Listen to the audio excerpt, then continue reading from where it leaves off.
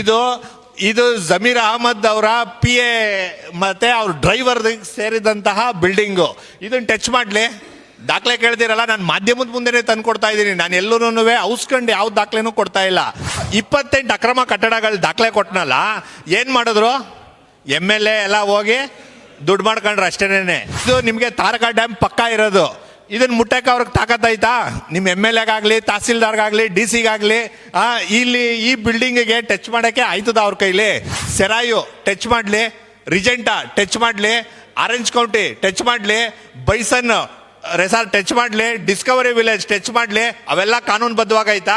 ಅಲ್ಲಿರೋ ಶಾಸಕನಿಗೂ ಚೆನ್ನಾಗಿ ಗೊತ್ತು, ಅಲ್ಲಿರೋ ಡಿಸ್ಟ್ರಿಕ್ಟ್ ಮಿನಿಸ್ಟರ್ಗೂ ಚೆನ್ನಾಗಿ ಗೊತ್ತಿದ್ದು ಈ ತರ ನಾಟಕ ಆಡ್ತಿರೋದು, ಮೊಸಳೆ ಕಣ್ಣೀರ್ ಹಾಕ್ತಿರೋದು. ಅಪ್ಪಿ ತಪ್ಪಿ ನಾನೇನಾದ್ರೂ ಈಗ ಕೇಸ್ ಹಾಕಿ ಯಾವುದೋ ಟೆಕ್ನಿಕಲ್ ಗ್ರೌಂಡ್ ಮೇಲೆ ವಜಾ ಆಗ್ಬಿಡ್ತು ಅಂತ ಅಂದ್ರೆ ಅವ್ರ ಬಾಯಿಗೆ ನಾವು ಲಡ್ಡು ತಿನ್ನಿಸ್ದಂಗೆ ಆಗೋಯ್ತದೆ. ಆ MLAಗೆ ದಾಖಲೆ ತಂದ್ಕೊಡಿ ಅಂತ ಇಲ್ಲೇ ಪ್ರೆಸ್ ಮೀಟ್ ಮಾಡ್ಬಿಟ್ಟು 28 ಅಕ್ರಮ ಕಟ್ಟಡಗಳು ದಾಖಲೆ ಕೊಟ್ಟನಲ್ಲ, ಏನ್ ಮಾಡಿದ್ರು? MLA ಎಲ್ಲ ಹೋಗಿ ದುಡ್ಡು ಮಾಡ್ಕೊಂಡ್ರು ಅಷ್ಟೇನೆ. ಇದು ನೋಡಿಯಪ್ಪ, ನಿಮ್ ಮುಂದೆನೆ ತೋರಿಸ್ತಾ ಇದ್ದೀನಿ. ಇದು ಪೆಂಜಳ್ಳಿಲಿ ಇರೋ ಅಂತ ಬಿಲ್ಡಿಂಗು. ಇದು ನಿಮ್ಗೆ ತಾರಕ ಡ್ಯಾಮ್ ಪಕ್ಕ ಇರೋದು. ಇದನ್ನ ಮುಟ್ಟಕ್ಕೆ ಅವ್ರಿಗೆ ತಾಕತ್ತಾಯ್ತಾ? ನಿಮ್ಮ MLAಗಾಗ್ಲಿ, ತಹಸೀಲ್ದಾರ್ಗಾಗ್ಲಿ, DC-ಗಾಗ್ಲಿ ಇಲ್ಲಿ ಈ ಬಿಲ್ಡಿಂಗ್ಗೆ ಟಚ್ ಮಾಡೋಕ್ಕೆ ಆಯ್ತದ ಅವ್ರ ಕೈಲಿ? ಇದು ಜಮೀರ್ ಅಹಮದ್ ಅವರ PA ಮತ್ತೆ ಅವ್ರ ಡ್ರೈವರ್ ಸೇರಿದಂತಹ ಬಿಲ್ಡಿಂಗು.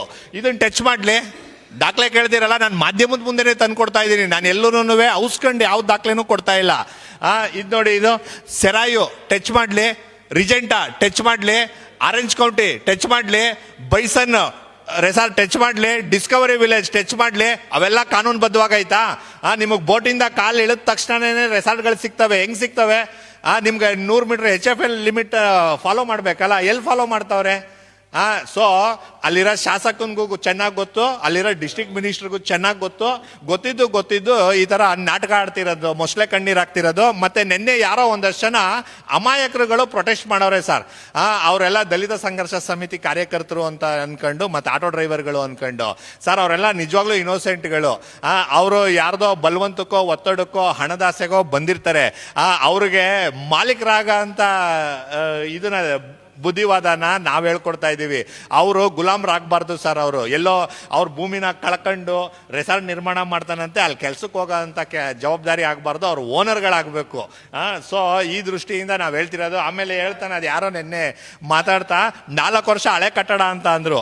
4 ಇಲ್ಲ ರೀ, ನಾವು 40 ವರ್ಷದ ಕಟ್ಟಡ ತೋರಿಸ್ತೀವಿ. ನಾವು 40 ವರ್ಷದ ಹಳೆ ಕಟ್ಟಡ ತೋರಿಸ್ತೀವಿ. ಸೊ ಅಲ್ಲಿ ಕಟ್ಟೋದಕ್ಕೆ ಸಾಧ್ಯನಾ? ಬ್ಯಾಕ್ ವಾಟರ್ಗಳಲ್ಲಿ ಕಟ್ಕೋಬೋದಾ? ಎಲ್ಲ ಸುಳ್ಳು. ಹೇಳ್ತೀನಿ ಸರ್. ನ್ಯಾಯಾಲಯಗಳಿಗೆ ಹೇಳ್ತೀನಿ, ಇದನ್ನು ಕೇಳ್ಕೊಂಡು ಕ್ಲಾರಿಟಿ ತಗೊಳ್ಳಿ. ನ್ಯಾಯಾಲಯಗಳಿಗೆ ಇದ್ರ ಬಗ್ಗೆ ತನಿಖೆ ಮಾಡೋದಕ್ಕೆ ಎಲ್ಲ ರೀತಿ ಪವರ್ ಐತೆ. ಯಾವಾಗ ಸರ್? ಇವ್ರು ಮಾಡಲ್ಲ ಅಂತ ಅಂದಾಗ. ಇವ್ರು ಮಾಡಲ್ಲ ಅಂತೇನು ಇನ್ನೂ ಹೇಳಿಲ್ವಲ್ಲ ನಮಗೆ. ಇನ್ನು ನಮ್ಮ ರಿಕ್ವಿಷನ್ಗಳೇನು ಡಿಸ್ಪೋಸೇ ಆಗಿಲ್ವಲ್ಲ. ನಮ್ಮ ಕಂಪ್ಲೇಂಟ್ಗಳನ್ನ ಇಟ್ಕೊಂಡು ಸುಮ್ಮನೆ ಕೂತ್ಕೊಂಡವ್ರಲ್ಲ. ನಾನು ಹಾಕಿದ್ರು ರಿಟ್ ಆಫ್ ಮ್ಯಾಂಡಮಸ್ ಹಾಕ್ಬೇಕಷ್ಟೇ, ಅದು ಬಿಟ್ರೆ ಇನ್ನೇನು ಹಾಕೋಕ್ಕಾಗೋದಿಲ್ಲ. ಕೇಳಿ ಪೂರ್ತಿ ಬರ್ತದೆ, ಪೂರ್ತಿ ಹೇಳ್ತೀನಿ ಕೇಳಿ. ಅಪ್ಪಿ ತಪ್ಪಿ ನಾನೇನಾದ್ರೂ ಈಗ ಕೇಸ್ ಹಾಕಿ ಯಾವುದೋ ಟೆಕ್ನಿಕಲ್ ಗ್ರೌಂಡ್ ಮೇಲೆ ವಜಾ ಆಗ್ಬಿಡ್ತು ಅಂತ ಅಂದ್ರೆ ಅವ್ರ ಬಾಯಿಗೆ ನಾವು ಲಡ್ಡು ತಿನ್ನಿಸ್ದಂಗೆ ಆಗೋಯ್ತದೆ. ಸೊ ನಾವು ಇರೋ ಅಂಥ ರೆಮಿಡಿಗಳನ್ನ ಎಕ್ಸಾಸ್ಟ್ ಮಾಡಬೇಕು. ನ್ಯಾಯಾಲಯಕ್ಕೆ ಮುಟ್ಟಬೇಕು ಅಂತ ಅಂದರೆ ಸುಮ್ಮನೆ ಟಚ್ ಮಾಡೋಕ್ಕಾಗಲ್ಲ ಸರ್. ಈಗ ನಾವು ಇಷ್ಟು ಕಂಪ್ಲೇಂಟ್ ಕೊಟ್ಟಿದ್ದೀವಲ್ಲ, ಅವರಿಂದ ಏನಾದರೂ ಒಂದು ಎಂಡಾಸ್ಮೆಂಟೋ, ಅಕ್ನಾಲೇಜ್ಮೆಂಟೋ, ರಿಪೋರ್ಟೋ, ಇನ್ವೆಸ್ಟಿಗೇಷನ್ ರಿಪೋರ್ಟ್ನ ನಾವು ಎಕ್ಸ್ಪೆಕ್ಟ್ ಮಾಡ್ತಾ ಇದ್ದೀವಿ. ಇದಾದ್ಮೇಲೆ ತಗೊಂಡೋಗ್ಬಿಟ್ಟು ಕೋರ್ಟಲ್ಲಿ ಕುಂಡಿಸ್ತೀನಿ ಇವ್ರನ್ನೇನು ಬಿಟ್ಬಿಡೋದಿಲ್ಲ. ಎಲ್ಲ ಮಾಡಿರೋದೆಲ್ಲ ಫೋರ್ಜರಿ. ಈ ಇರೋದೆಲ್ಲನೂ ನಿಮಗೆ ನಾನು ಹೇಳ್ತಿರೋದು ಇರೋದೆಲ್ಲ ನಾವು ಪ್ರೈವೇಟ್ ಆಗಿ ಒಂದೊಂದು ರೆಸಾರ್ಟ್ಗಳನ್ನ ಟಚ್ ಮಾಡೋಕೆ ಆಗೋದಿಲ್ಲ ಸರ್. ಇವ್ರ ರಿಪೋರ್ಟ್ನ ನಾವು ವೇಟ್ ಮಾಡ್ತಾ ಇದ್ದೀವಿ. ಈಗ ನಾವು ರಿಸಲ್ಟ್ ಇಲ್ಲ ಹಂಗೆಲ್ಲ ಆದರೆ ಸರ್ ಲಕ್ಷಾಂತರ ರೂಪಾಯಿ ಖರ್ಚು ಮಾಡ್ಕೊಂಡು ಒಂದು ವ್ಯಕ್ತಿ ಮೇಲೆ ನಾವು ಹೋಗೋಕ್ಕಾಗಲ್ಲ ಸರ್. ನಾವು ಓವರ್ ಆಲ್ ಈಗ ನಾವು ಇದಕ್ಕೆ ಸುಪ್ರೀಂ ಕೋರ್ಟ್ ಬ್ರದರ್, ಇವಾಗ ನಾವು ಹೈಕೋರ್ಟ್ಗೆ ಅಪ್ರೋಚ್ ಮಾಡಿದ್ರು ಹೈಕೋರ್ಟಲ್ಲಿ ತಹಸೀಲ್ದಾರ್ಗೆ ನೀವು ಈ ಕೆಲಸ ಮಾಡ್ರಿ, DC-ಗೆ ನೀವು ಇಂಥ ಕೆಲಸ ಮಾಡ್ರಿ ಅಂತ ಡೈರೆಕ್ಷನ್ಸ್ ಕೊಡ್ತಾರೆ ಹೊರತು ಯಾರೂ ಹೈಕೋರ್ಟ್ನಲ್ಲಿ ಹಿಂಗೆ ಮಾಡಬೇಕು ಹಂಗೆ ಮಾಡ್ಬೇಕಂತ ಏನು ಆರ್ಡರ್ ಮಾಡಕ್ಕೆ ಬರಲ್ಲ. ಅದೇನು ಟ್ರಯಲ್ ಕೋರ್ಟ್ ಅಲ್ಲ. ಸೊ ಇವ್ರಿಗೆ ಕೋರ್ಟ್ನವ್ರು ಏನು ಡೈರೆಕ್ಷನ್ಸ್ ಕೊಟ್ಟ ಮೇಲೆ ಮಾಡ್ತೀನಿ ಮಾಡ್ತೀನಿ ಅಂತಾರೆ. ಈಗಲೇ ಮಾಡ್ರಪ್ಪ, ನಿಮಗೆ ನಾವು ಸಂಬಳ ಕೊಡ್ತಾ ಇರೋದು ಅಂತ ಹೇಳ್ಬಿಟ್ಟು ಕೇಳ್ತಾ ಇದ್ದೀವಿ ಅಷ್ಟೇನೆ. ಇದನ್ನ ಕೋರ್ಟ್ಗೆ ಹೋಗೋದಕ್ಕೆ ಸಮಯ ಐತೆ. ಈಗ ನಾನು ಹೇಳಿದ್ನಲ್ಲ, ಸಾಮ ಭೇದ ದಂಡ ಅಂತ. ಸಾಮ ಮುಗೀತು, ಈಗ ಭೇದದ ಹಂತದಲ್ಲಿ ಇದ್ದೀವಿ. ನೆಕ್ಸ್ಟ್ ದಂಡನೇನೆ. ಬರೀ ನೀವು ಹೈಕೋರ್ಟ್ಗೆ ಹೋಗೋದಲ್ಲ, ಇಲ್ಲಿ ಕ್ರಿಮಿನಲ್ ಕೇಸ್ಗಳು ಆಗ್ತೀವಿ. ನಾನು ಹೇಳಿದ್ನಲ್ಲ, ಹಳೆ ಮಾನಂದವಾಡಿ ರಸ್ತೆಯಲ್ಲಿರೋ ಅಂತ RTCಗಳನ್ನೆಲ್ಲ ತಿದ್ದವ್ರೆ ಅಂತ. ಅಲ್ಲಿ ದಾಖಲೆ ಕೇಳಿದ್ರೆ ದಾಖಲೆಗಳಿಲ್ಲ ಅಂತಾರೆ. ಅವನ್ನೆಲ್ಲ ಕಲೆಕ್ಟ್ ಮಾಡ್ಕೊಂಡು ಇವ್ರಿಗೆ ಜೈಲ್ಗೂ ಕಳಿಸ್ತೀವಿ ನಾವು, ನಮಗೆ ದಾಖಲೆ ಸಿಕ್ಕಿದ್ರೆ. ರಿಪೋರ್ಟ್ಗೆ ವೇಟ್ ಮಾಡ್ತಾ ಇದ್ದೀವಿ. ರಿಪೋರ್ಟ್